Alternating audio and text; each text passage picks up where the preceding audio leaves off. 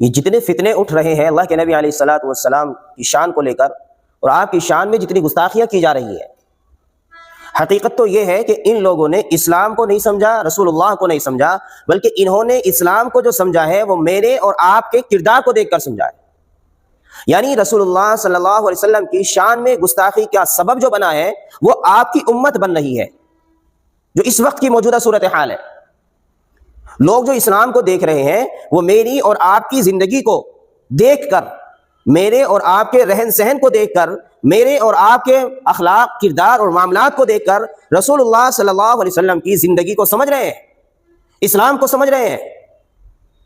اب ان لوگوں کو اسلام کی صحیح تعلیم اور رسول اللہ کی صحیح تعلیم کا جو پیغام پہنچانا تھا وہ تو میری اور آپ کی ذمہ داری تھی کہ میں اور آپ اپنے اخلاق، اپنے کردار سے اور اپنے رہن سہن سے ان لوگوں کو اسلام کی طرف متوجہ کرتے، رسول اللہ کی طرف متوجہ کرتے۔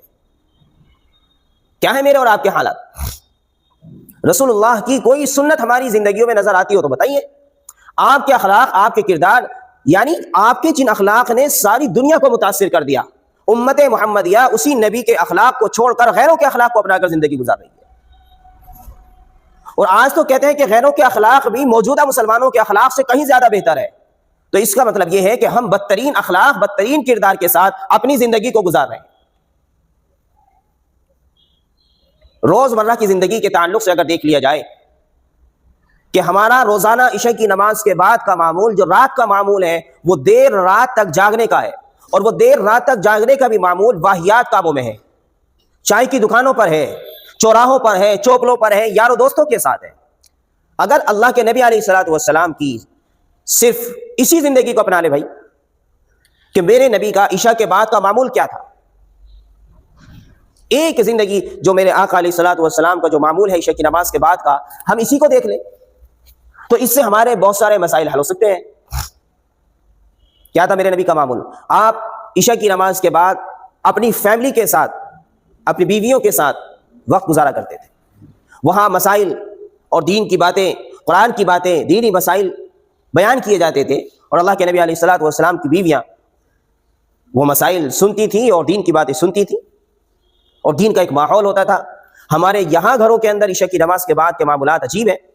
مرد ہے وہ باہر چائے کی دکان پر، چوراہوں پر یاروں دوستوں کے ساتھ ہے،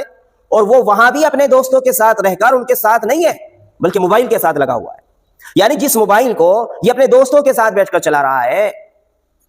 چائے کی دکان پر بیٹھ کر چلا رہا ہے، تو یہ وہاں بھی دوستوں کے ساتھ بیٹھ کر ان کے ساتھ موجود نہیں ہے،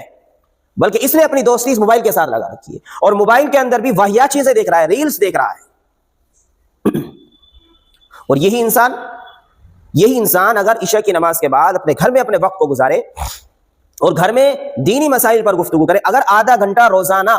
صرف آدھا گھنٹہ روزانہ عشاء کی نماز کے بعد اپنے گھر کے اندر دینی ماحول بنا لے کہ جس کے اندر نماز کا سننا سنانے کا معمول ہو، دعاؤں کے سننے سنانے کا ماحول ہو، اور مسائل کے سننے سنانے کا ماحول ہو، اور نماز کے تعلق سے جو مسائل ہیں ان کو سننے سنانے کا ماحول ہو، قرآن کے سننے سنانے کا ماحول ہو، یا دین کی مسائل کی، اللہ کے نبی کے اخلاق کی کوئی ایک کتاب روزانہ اگر آدھ گھنٹے کا معمول ہمارے گھر کے اندر ہو جائے، تو بتاؤ ہمارے بچے بد اخلاق ہو سکتے ہیں، بد دین ہو سکتے ہیں، دین سے ناواقف ہو سکتے ہیں، نماز سے دین ناواقف ہو سکتے ہیں، وضو کے مسائل سے ناواقف ہو سکتے ہیں۔ ہم نے تو ٹھیکہ مسجد اور مدرسے کے علماء کو دے رکھا ہے بس اس چیز کا،